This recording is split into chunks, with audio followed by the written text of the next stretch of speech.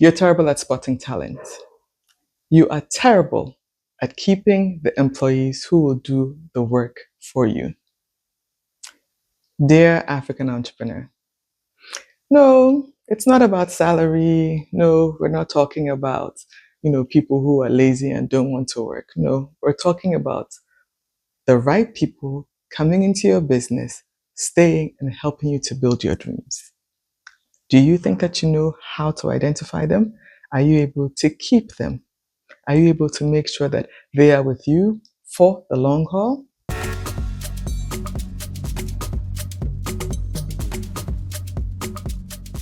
I've been leading recruitment for more than 15 years in various institutions. I have a small business and I have employees who work with me for over 12 years. I've worked in a financial institution where I have recruited and retained employees, and I've also done same for other types of businesses. Dear African entrepreneur, there's a way to make sure that you can identify and keep your star employee. We're going to talk about that today. I'm going to share what I've learned over the years, and I hope that you can implement it in your business. The very first thing, know what you're looking for. I sometimes see adverts which are asking for 5 different things in one person. This is now worse with social media. You're looking for someone who's a content creator, who's a social media manager, who is also a strategist. There are 3 distinct roles. Now, if you happen to be looking for someone who can combine, then you should clearly indicate which aspects are the most important to you. You haven't defined the job well. You haven't described the role very well. And so you have people who come in and who maybe meet one aspect of the role that you're looking for, but that's not the most critical one that you're looking for. So I always tell people, distill the core elements that are important for you in the role. And that's what you should be looking for, not just in your advert, but when you're interviewing as well. If it's more important for you that that person you are hiring for that customer facing role is eloquent and is able to think on their feet, don't expect them to be an ace in social media or to be an ace in bookkeeping. The two are definitely distinct. Now, I'm not saying that you can't find some amazing people who are able to combine everything, but know what is the most important and the most critical skill or problem that you're trying to solve in your business and hire for that. Hire for that, and you can put things in place to support that person to be able to succeed. You have to hire for attitude. Technical skills are great, but anyone who's managed people or managed a business for more than 5 years will tell you attitude trumps technical know-how. I can guarantee you that if you hire someone who has the wrong attitude, they will poison everyone else in the company, they'll poison the environment, and the place will become a very toxic place to work. Either it will discourage those who are working there currently, or you won't be able to attract new people because the moment they enter and they see this person who is one of your employees, they will think that is what you condone. So how do you solve this? I propose that you have people come in to shadow. Let someone come in either for a trial period, maybe for a weekend or one of the days that you're not too busy, just to see how they interact with others, see their attitude, put them in an environment where you and also your other employees can give you feedback on that person. Yes, sometimes people can pretend and it can take 3 to 4 months before you figure out their true nature. But that's why you should have a probationary period. It can be 3 to 6 months where if you decide that this is not the kind of person that you want in your business, you can let them go. It is less complicated legally. There's a company that I know where whenever they recruit, they are in manufacturing. Whenever they recruit, they not only have their current team members be part of the interview panel, but they also ask some of their customers to sit in, 1 or 2 of their trusted customers. The customer gives an insight, the customer gives a perspective that maybe those who are internal are not always able to share. But it's important so that when the person comes in, they also have the support of not just the current staff, but they have support of customers to be able to succeed in their role. Number 3, you're looking for someone who is coachable, who is teachable. Just like the first point, is the attitude, is the mindset. You want someone who comes in and is willing to learn, someone who comes in with a humble spirit, not humble in terms of subservience, but humble in the sense that they want to learn, they want to improve the system, and their desire is to give of their best. If you have someone of that nature, Your job is to make sure that you mentor them, you coach them, and you support them to be able to stand firm in the business. Yes, there are times when someone comes in and their technical knowledge is a little shaky, but if they are willing to learn and they have a good attitude, you can teach most things. But remember, you can't teach character. If someone has a nasty character, someone has a poor attitude, someone has a wrong mindset, there's no way that you can teach that. And you need someone to come into your business who's going to be good raw material, who is trainable, teachable, and who is willing to come along the journey with you. And finally, we know this one. We've heard it, but we don't often do it. Be slow to hire and quick to fire. Company culture is one of the most delicate things that happens without people knowing. You actually have to create it. And you don't create it by writing mottos and values and just sticking them on the wall. You create it by what you tolerate, what you encourage, and what you actually create within the work environment. In your business, are you someone who has itchy ears, who's always willing to listen to gossip? That's an environment that becomes toxic. Are you someone who's not willing to have difficult conversations? That means that when people are doing the wrong thing, you are passive aggressive. You don't have a clear way of giving feedback. That's a toxic environment. Are you someone who, because you have pets, because you have favorites, you're unable to give feedback, you're unable to have difficult conversations because you don't want your pet to be upset with you. You don't want your favorite to, not be the one who comes, and most of the time, the one who comes to tell you stories.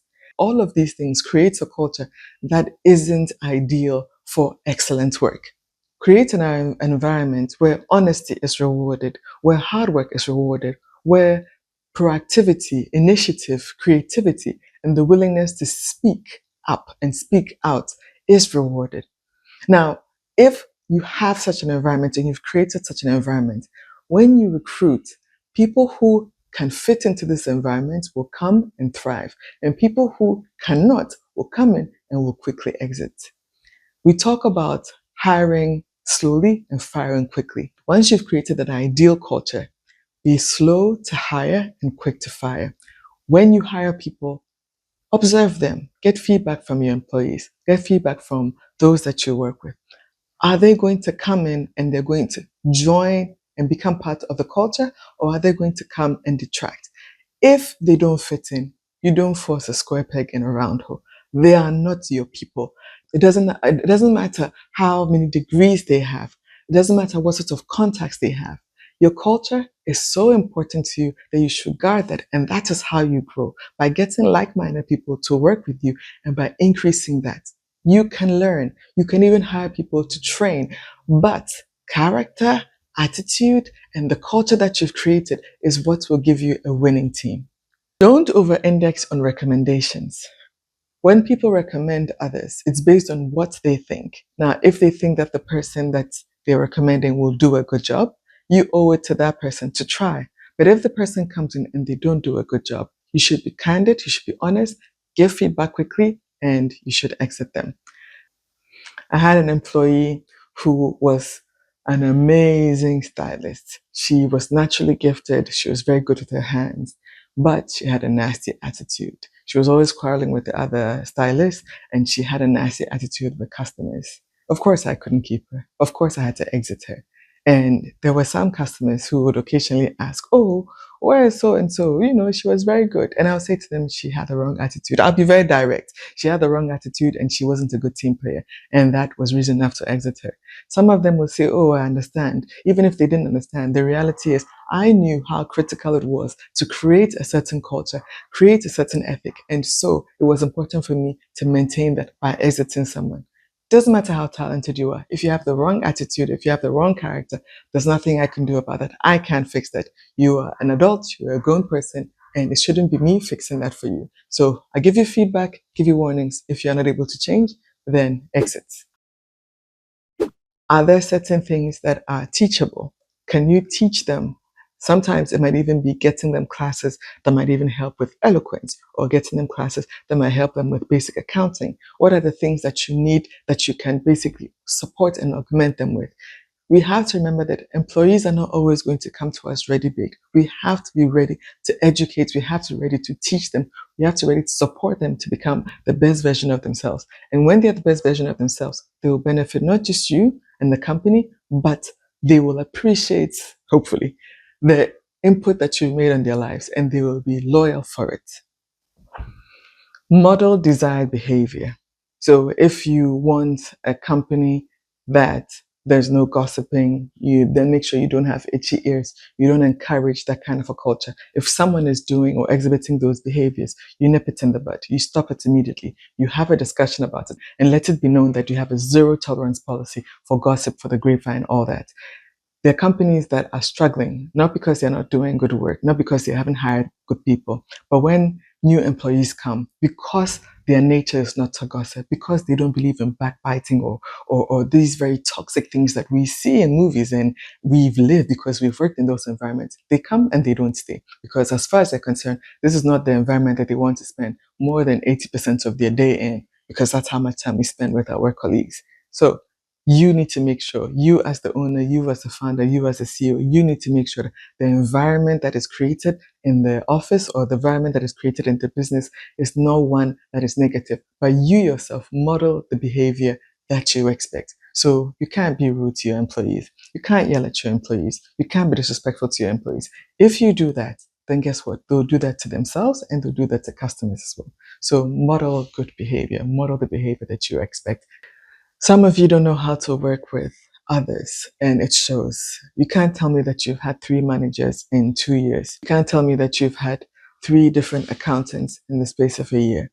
At that point, it's not about the accountants. The problem is with you. The problem is with you, and we need to reflect and see how we can improve ourselves as leaders. When you run a business, you're not just in it to make profit, but you're also an example to the next generation to show them how it can be done. So I always say, if you've gone through things that have been toxic, if you had a terrible boss, don't repeat the same thing to others.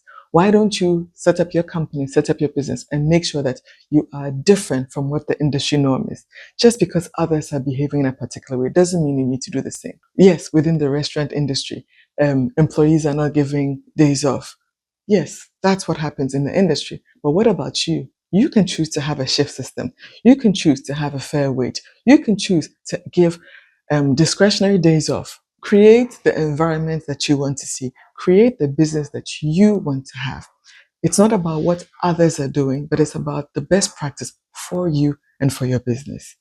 Be honest, be dependable. This is an extension of modeling the behavior.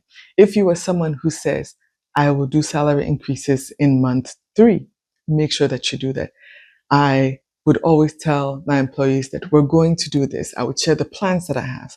And one thing that they can tell you is when I share a plan, I will give them updates and I will be faithful to the word. So if I tell someone that next month we're going to do this in the business, as much as is humanly possible, I will make sure that I do that. If I'm not able to, I'll have a conversation with you and I'll say, this is what I intended to do, but this is the reason why. So can you give us some more time? And it can be simple things as getting new equipment or simple things as getting additional staff. Whatever it is, I make them a part of the business. And because they are also stakeholders and co-owners with me, they feel that way. When I give them that feedback, when I bring them into the business, we are making decisions about the business together. So be someone who is a person of your word, honesty, and also being faithful to whatever you say. Word is bond. Keep your promises to your employees, keep your promises to the team, and they will respect you for it. And you will also make sure that they honor you in the same way. Respect and listen to feedback. Yes, you are the owner, you are the CEO, you are the founder. But if you're not someone who is willing to take on feedback, then you create a culture where there's a lot of gossip. So it feeds into that. People are disgruntled. People don't know how to speak truth to power. Why should you create an environment where there's fear in people expressing themselves? Yes, they might not always know how to express themselves. They might not always say it in the best way, but listen for what they are saying. Listen for the intent. And trust me, you will always be able to tease out some insights or some truth from what they are sharing.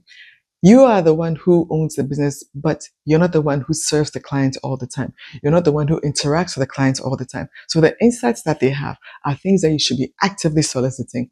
But how will you get those insights if you've created a culture of fear where you don't allow people to speak freely, where they're afraid of you, where you have become the terrible boss? That's not leadership. That's not being an ethical leader. That's not being a leader that is worth emulating. That's not being a leader that is worth being loyal to. It's not about being feared or loved. It's about being respected. And you're respected because of how you treat people. You're respected because you treat people with respect. You have to be willing to teach. You have to be willing to teach because people don't come knowing everything. And because people don't come knowing everything, the onus is on you who has identified the raw talent, the right attitude, and to support and augment their knowledge. So whether it is by getting trainers to come on board, whether it is by paying for them to go for classes, teach them, or even taking the time out of your day to sit with them, to review the work they've done, and to give feedback.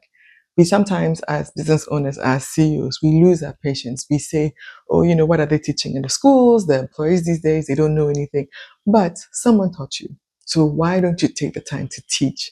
Now, that's why if you hire correctly, then you have the good material. The person is teachable and you're able to support them to get to the level you require. Dear African entrepreneur, there are too many instances where we criticize our staff, but we don't give them the support. We don't give them the mentoring that will help them to grow and to be better employees. When they're better employees, they benefit you. So why don't you invest in them? It's not wasting money. It is supporting them. And yes, there are some things that you would expect that they know. But if they don't know, how do you as the leader support them? There was one company I worked for where all the CEO did was criticize the HR lead. It was so much. And it was so frustrating because he had in his mind what he wanted, but he wasn't able to express it or explain it. And so she kept saying, I don't know what he wants. I'm doing the best that I know. He even promised to get her a mentor, didn't follow through with it. But the bottom line is, she was frustrated. She eventually left because the environment wasn't supportive. And she had good intentions. She actually wanted to learn, but she just wasn't getting the support. So be clear on what you want, be explicit about your expectations, and support people to get there.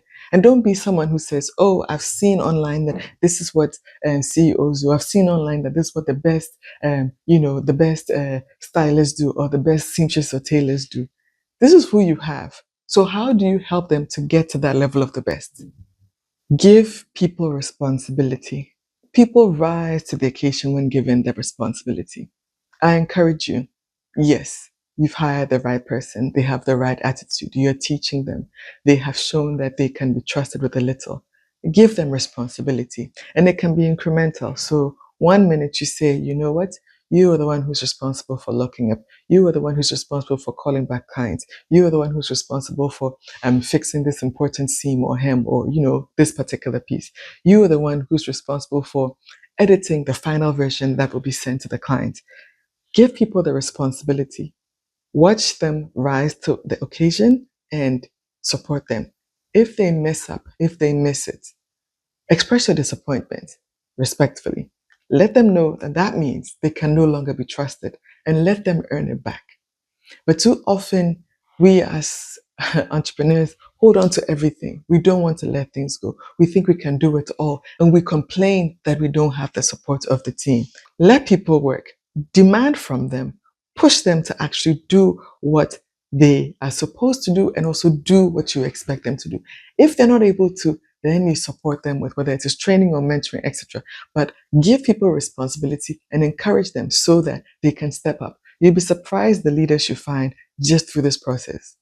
There's a company that I know. There was a young man who was hired and he came in as the cleaner. He had a degree, but he wasn't getting jobs. So this is what he was able to do. He came in as a cleaner. Slowly, he began taking on more responsibility. Sometimes he volunteered for things. Other times it was given to him. Soon, he was the one who was assisting with stock taking. Soon, he was the one who was put in charge of stores. Eventually, not only was he the one in charge of all the inventory, but he was now taking courses that will help him to be able to support the accountant by being a support in terms of an accounts officer.